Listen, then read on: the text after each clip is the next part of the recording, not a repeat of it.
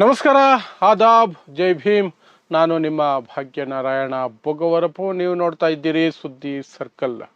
ಅಮೆರಿಕದ ಸೈನಿಕರಿಗೆ ಇರಾನ್ ಸಾವು ಭಾಗ್ಯವನ್ನು ಸಿದ್ಧತೆ ಮಾಡಿಕೊಂಡು ಅಲ್ಲೂ ಒಂದು ರೀತಿ ಗ್ಯಾರಂಟಿ ಯೋಜನೆಯನ್ನು ಪ್ರಕಟಿಸಿಕೊಂಡು ಕಾಯ್ತಾ ಇದೆ. ಯಾಕೆಂದರೆ ಅಮೆರಿಕ ಹೇಳಿದೆ, ನಾವು ಸೈನಿಕರನ್ನು ನಿಮ್ಮ ದೇಶದ ಒಳಗೆ ನುಗ್ಗಿಸ್ತೀವಿ, ಅದರಲ್ಲೂ ಖರ್ಗ್ ದ್ವೀಪಕ್ಕೆ ನುಗ್ಗಿಸ್ತೀವಿ ಅಂತ ಟ್ರಂಪ್ ಆಲ್ರೆಡಿ ಹೇಳಿ ಬೆದರಿಕೆ ಹಾಕಿಟ್ಟಿದ್ದಾರೆ. ಯಾವ ಮಟ್ಟಕ್ಕೆ ಅಂದರೆ, ನಾವು ಮಾಡುವ ವಿಧ್ವಂಸಕಕ್ಕೆ ಇರಾನ್ ಶಿಲಾಯುಗಕ್ಕೆ ಹೋಗ್ಬಿಡ್ಬೇಕು, ಸ್ಟೋನೇಜ್ಗೆ ಹೋಗ್ಬಿಡ್ಬೇಕು, ಅಂಥ ದಾಳಿ ನಡೆಸ್ತೀವಿ, ನೋಡ್ತಾ ಇರಿ ಅಂತ ಟ್ರಂಪ್ ಹೇಳಿದ್ದಾರೆ.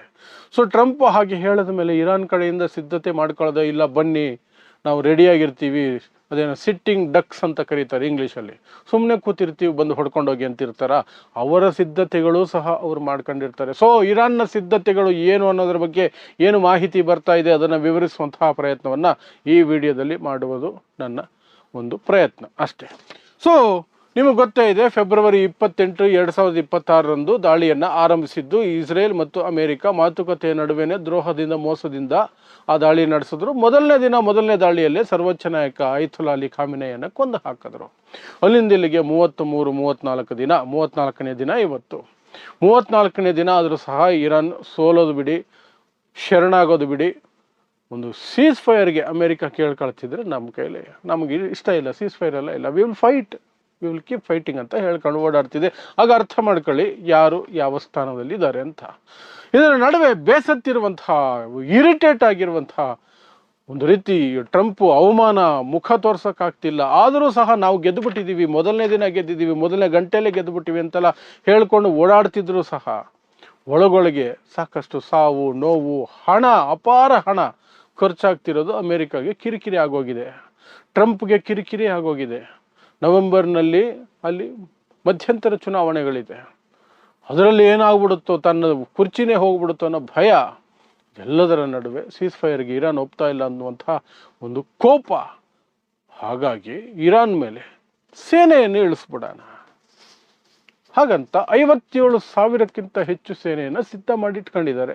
ಇದೇನು ಮಾತುಕತೆಗಳಿಗೆ ಗಡುವು ಕೊಟ್ಟಿದ್ದೀವಿ, ಅದು ಮುಗಿದ ತಕ್ಷಣ ಏನಾದರೂ ಇರಾನ್ ಬಗ್ಲಿಲ್ಲ ಅಂದರೆ ಈ ಸೇನೆಯನ್ನು ಇಳಿಸ್ತೀವಿ, ಖರ್ಗ್ ದ್ವೀಪನ ಫಸ್ಟು ನಾವು ಟಾರ್ಗೆಟ್ ಮಾಡಿ ನಮ್ಮ ವಶಕ್ಕೆ ಪಡ್ಕೊಂಡ್ಬಿಡ್ತೀವಿ. ಆಗ ಇರಾನ್ನ 90% ಎಕ್ಸ್ಪೋರ್ಟ್ ಆಯಿಲ್ ಅಲ್ಲೇ ಪ್ರೊಸೆಸ್ ಆಗೋದು, ಅದರ ಕೊತ್ತು ಹಿಸುಗದಂಗೆ ಆಗುತ್ತೆ, ಆರ್ಥಿಕವಾಗಿ ಕುಸ್ತು ಹೋಗುತ್ತೆ, ಅದನ್ನು ಸರ್ವನಾಶ ಮಾಡಿ ಬಿಸಾಕ್ತೀವಿ.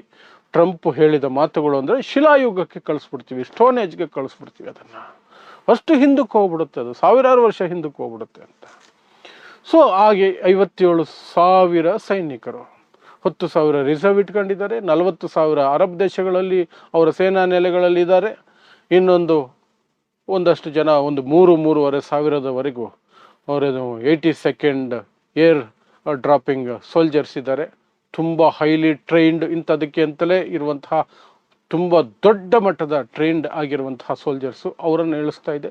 ಮೆರೈನ್ ಸೋಲ್ಜರ್ಸನ್ನು ಇಳಿಸ್ತಾ ಇದೆ, ಒಂದು 2,500 ಹೀಗೆ ಎಲ್ಲ ಸೇರಿ 57,000 ಆಗ್ತಾರೆ.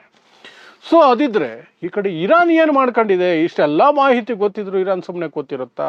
ಇರಾನ್ ಸುಮ್ಮನೆ ಕೂತಿರಲ್ಲ. ಸೊ ಅಲ್ಲಿ ಸೇನಾ ಸರ್ವಾಧ್ಯಕ್ಷ, chief of army, Iranian army Amir Hatami ಅನ್ನುವಂಥವರು ತಮ್ಮ ಸ್ಟೇಟ್ಮೆಂಟನ್ನು ಕೊಟ್ಟಿದ್ದಾರೆ. ಏನು? Not a single life will be spared. ಒಂದೇ ಒಂದು ಅಮೆರಿಕದ ಸೈನಿಕನು ಸಹ ಜೀವಂತವಾಗಿ ಇಲ್ಲಿಗೆ ಬಂದು ನನ್ನ ದೇಶದ ಮೇಲೆ, ನನ್ನ ದೇಶದ ಪ್ರವೇಶ ಮಾಡಿ, ನನ್ನ ದೇಶದ ಭೂಮಿಯ ಮೇಲೆ ಕಾಲಿಟ್ಟು ಜೀವಂತವಾಗಿ ಒಬ್ಬ ಸೈನಿಕ ಹೋಗೋದಕ್ಕೆ ಸಾಧ್ಯ ಇಲ್ಲ. ನಾವೆಲ್ಲ ಸಿದ್ಧತೆ ಮಾಡ್ಕೊಂಡಿದ್ದೀವಿ, ಬನ್ನಿ, ನಾವು 40 ವರ್ಷಗಳಿಂದ ಕಾಯ್ತಾ ಇದ್ದೀವಿ ನಿಮ್ಮನ್ನು ನಮ್ಮ ನೆಲದಲ್ಲಿ ಕೊಲ್ಲೋದಕ್ಕೆ, ಇಂತಹ ದಿನಕ್ಕಾಗಿ ನಾವು ಕಾಯ್ತಾ ಇದ್ದೀವಿ, come on, we are ready, we are waiting ಅಂತ ಅವ್ರ ಕಡೆಯಿಂದ ಸ್ಟೇಟ್ಮೆಂಟ್ ಬಂದಿದೆ. ಹಾಗಾದರೆ ಏನು ನಡೆಸಿದ್ದಾರೆ ಅವರು ತಯಾರಿ ಅನ್ನೋದ್ರ ಬಗ್ಗೆ ಬೇರೆ ಒಂದು ಮೂಲಗಳಿಂದ ಬಂದಿರುವ ಮಾಹಿತಿಗಳೇನು ಅಂದರೆ, ಸಮುದ್ರದಲ್ಲಿ ಆಲ್ರೆಡಿ ಹೊರ್ಮುಜ್ ಸ್ಟ್ರೇಟ್ ಹತ್ರ ಸಮುದ್ರದ ಕೆಳಗೆ ಮೈನ್ಸನ್ನು ಹಾಕಿಟ್ಟಿದ್ದಾರೆ. ಅವರ ಮಾತು ಮೀರಿ ಹಡಗುಗಳು ಮೂವ್ ಆದರೆ ಬ್ಲಾಸ್ಟ್ ಆಗಿಬಿಡ್ತವೆ, ಧ್ವಂಸ ಆಗೋಗ್ಬಿಡ್ತವೆ.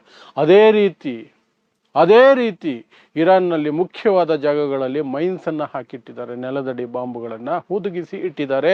ಎಲ್ಲೆಲ್ಲಿ ಅಮೆರಿಕ ಸೈನಿಕರು ಬರಬಹುದು ಅನ್ನುವ ಅನುಮಾನಗಳಿದ್ದಾವೋ ಅಲ್ಲೆಲ್ಲವೂ ಸಹ. ಮತ್ತು ಖರ್ಗ್ ದ್ವೀಪ ಮೇನ್ ಟಾರ್ಗೆಟ್ ಆಗುತ್ತೆ ಅಂತ ಅವ್ರಿಗೂ ಗೊತ್ತಿದೆ, ಅಮೆರಿಕನು ಹೇಳ್ಕೊಂಡಿದೆ ಓಪನ್ ಆಗಿ. ಹಾಗಾಗಿ ಖರ್ಗ್ ದ್ವೀಪದ ಸುತ್ತ ಮೈನ್ಸನ್ನು ಆ ಮಟ್ಟಕ್ಕೆ ಅವರು ಹಾಕಿಟ್ಟಿದ್ದಾರಂತೆ, ರೆಡಿ ಮಾಡಿ ಇಟ್ಕೊಂಡಿದ್ದಾರೆ. ಅದರ ಜೊತೆಗೆ ಪ್ರತಿಯೊಬ್ಬ ಕಮಾಂಡರ್ 31 ಯೂನಿಟ್ಗಳಿರೋದು IRGCದು. ಆ 31 ಯೂನಿಟ್ಗಳ ಕಮಾಂಡರ್ಗಳಿಗೂ ಸಹ ಸ್ಪಷ್ಟ ಆದೇಶಗಳಿದ್ದಾವೆ. B war ready. ಅವರು ಈ ನೆಲದ ಮೇಲೆ ಕಾಲಿಟ್ಟರೆ ವಾಪಸ್ಸು ಹೋಗಬಾರ್ದು, ಜೀವಂತ ಹೋಗಬಾರ್ದು. ಅದು ನಿಮ್ಮ ಜವಾಬ್ದಾರಿ. ಈ ತಾಯ್ನಾಡಿಗೆ ನೀವು ಕೊಡುವ ಕೊಡುಗೆ ಅದು ಅಂತ ಅವರೆಲ್ಲರಿಗೂ ಸಹ ಸ್ಪಷ್ಟ ನಿರ್ದೇಶನ ಕೊಟ್ಟಿದೆ. ಅಷ್ಟೂ ತುಕಡಿಗಳು, 31 ತುಕಡಿಗಳು ಯುದ್ಧಕ್ಕೆ ರೆಡಿಯಾಗಿ ಕೂತಿದ್ದಾವೆ, ಭೂ ಯುದ್ಧಕ್ಕೆ ರೆಡಿಯಾಗಿ ಕೂತಿದ್ದಾವೆ. ಇದು IRGC ಕತೆ. IRGCಯಲ್ಲಿ ಕೇವಲ 1.6 ಲಕ್ಷ, 1,60,000 ಯೋಧರಿದ್ದಾರೆ ಅಂತ ಒಂದು ಲೆಕ್ಕಾಚಾರ. IRGC ಇರಾನ್ ಆರ್ಮಿ ಅಲ್ಲ. IRGC ಒಂದು ಸೇನಾ ತುಕಡಿ, ವಿಶೇಷ ಸೇನಾ ತುಕಡಿ. ಅದು ಸರ್ವೋಚ್ಚ ನಾಯಕನ ಅಡಿಯಲ್ಲಿ ಮಾತ್ರ ಕೆಲಸ ಮಾಡುತ್ತೆ.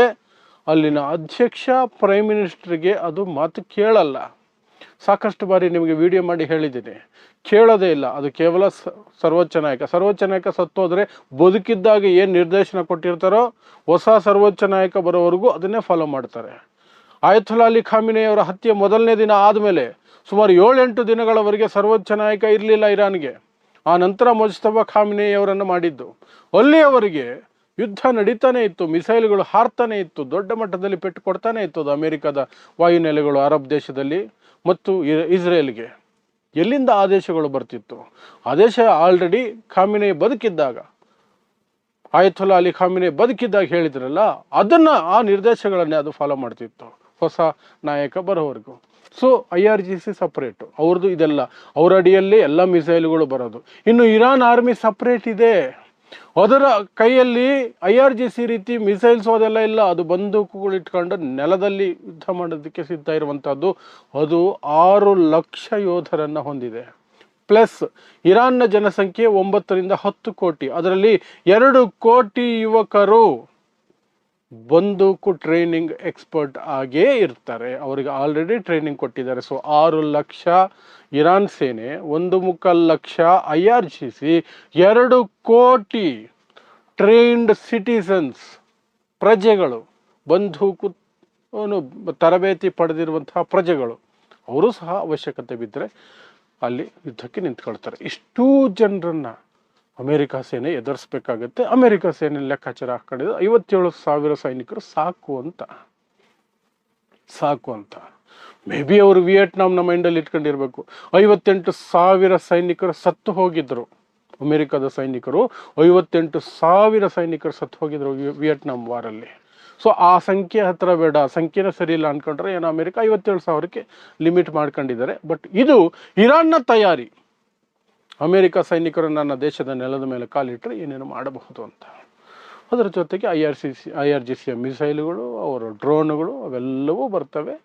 ಲ್ಯಾಂಡ್ ಆರ್ಮಿಯ ಗನ್ನುಗಳು, ಅವರದ್ದೇ ಸಣ್ಣ ರೀತಿಯಾದಂತಹ ರಾಕೆಟ್ಗಳು, ಅವರದ್ದು ಟ್ಯಾಂಕ್ಗಳು ಏನೇನಿದೆಯೋ ಅವು ಸಹ ಯುದ್ಧಕ್ಕೆ ಬಂದೇ ಬರ್ತವೆ. ಸೊ ಇದು ಈ ಮೂಲಕ ಈ ರೀತಿಯಾಗಿ ಇರಾನ್ ಹೇಳ್ಕೊಂಡಿರೋದು ಸಾವು ಭಾಗ್ಯ ನಾವು ಮಾಡಿಟ್ಟಿದ್ದೀವಿ ಅಂತ. ಅವರು ಬೇರೆ ಹೆಸರು ಕೊಟ್ಕೊಂಡಿರ್ತಾರೆ.